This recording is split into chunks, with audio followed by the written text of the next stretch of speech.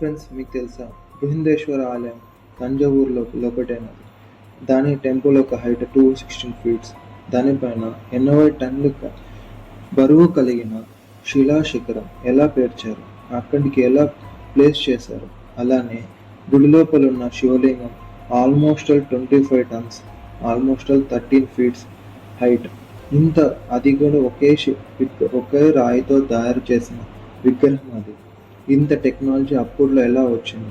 ఇంతే కాదు, అక్కడున్న ఆర్కిటెక్చర్, అక్కడున్న constructions complete without any cement use చేశారు. సో ఇంత టెక్నాలజీ అప్పుడు ఎలా వచ్చింది? అండ్ అక్కడున్న కంప్లీట్ రా మెటీరియల్ అక్కడి నుంచి కాకుండా ఒక 50 to 100 కిలోమీటర్స్ డిస్టెన్స్ నుంచి ట్రావెల్ చేసి ఇక్కడ కన్స్ట్రక్ట్ చేస్తారు. సో ఇంత టెక్నాలజీ ఎలా వచ్చింది?